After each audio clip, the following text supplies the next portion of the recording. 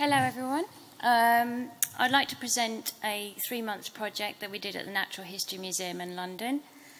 It's not a new technique and it's not new chemicals, but it's quite an unusual project because of the size of the object we worked on and the situation and the speed that we had to do the project in because we had a limited time before gallery closure.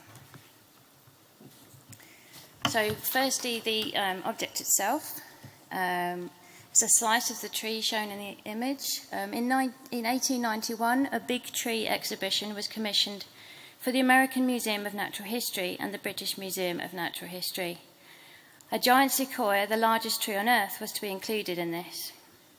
The sequoia selected was called the Mark Twain, which was located in what is now aptly called Big Stump Grove in Kings Canyon National Park, California. When felled, it was 1,341 years old, 101 metres tall and just over 5 metres in diameter. I'd like to stress that we do not collect specimens in this way anymore, all ethically sourced. The specimen is now in the gallery on open display and has had decades of light exposure, dust and inappropriate cleaning on the lower levels. In the images here you can see the damaged varnish which was obscuring the surface, rendering the growth rings invisible. This was due to darkening and discolouring with age, exposure to environmental elements and contact with moisture, most probably from wiping down with damp cloths. There were also several stains and drips, particularly on the lower half where liquids had been splashed onto the surface. So part of the project was removing the removing the varnish with solvent gel. You can see here the difficult situation we were in. You can see that the specimen's at the top of steps, which forms a balcony to the Great Hall at the NHM. The lower levels were open to the public throughout the whole project, so we couldn't release too many solvents into the air. And we also had other health and safety issues where we had conservators working on the mosaic floors below us. And we obviously didn't want to endanger them by giving off lots of vapour and dropping chemicals on top of them. You can see in the bottom right-hand corner of the left-hand image, our mobile extraction unit really wasn't big enough to cover the tree. So solvent gel was a brilliant answer to our problem because it enabled us to use an IMS solvent gel that wouldn't cause too much swelling of the wood cells and wouldn't endanger anybody. One of the other issues we had was the large size of the specimen. We needed a lot of solvent gel and because we didn't want to have any overlaps in the treatment areas or cause over-cleaning or cause any tide lines, we wanted to treat each section of the tree in one go, so we had to work extremely fast. And we're very grateful to our colleagues who, in their spare time, mixed up batches of solvent gel for us so we could just get on with the treatment. We found out that the best way of mixing the gel rapidly was to mix it inside Ziploc bags so you could squeeze out all the lumps quite nicely. And also we found that if you made it the day before, you got a much better texture. The bags were very handy for applying the gel as well. This is a big project. We didn't use tiny little brushes.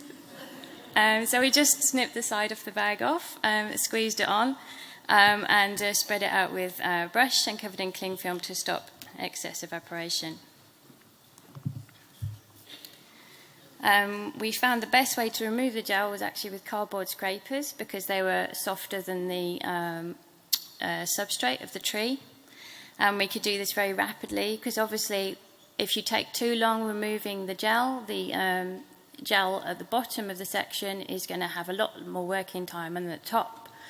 And you can see in the left-hand image that the gel changed to a lovely treacly colour, so we knew it was working, and we ended up doing 2 layers of the gel. This is an image of the first section that we trialled, and you can see it's made quite a nice difference. Yeah, you can see the lovely colour of the trees coming out, and you can see the growth ring is much better.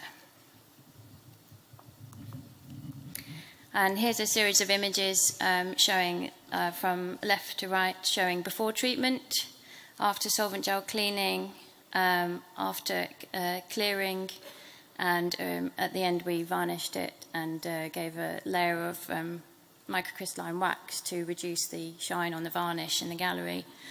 You can see on the second image that the solvent gel cleaning actually revealed a horizontal line above which there was a wax layer, and we don't know what stage in the history of the tree this was applied, but we found it was not fully soluble in the gel. So we had to paint white spirits with a brush under the wax and poulticed with IMS and tissue until the wax swelled and could be wiped off. Unfortunately, we didn't manage to avoid nasty solvents in the end.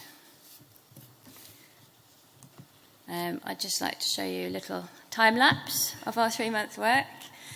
First we started dusting the specimen and doing condition maps because it's such a large specimen and so unidentifiable.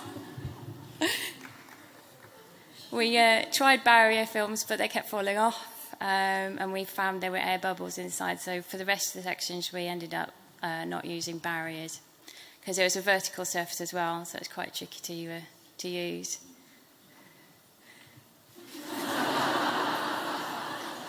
That happened one morning before I got into work. I don't know what went on.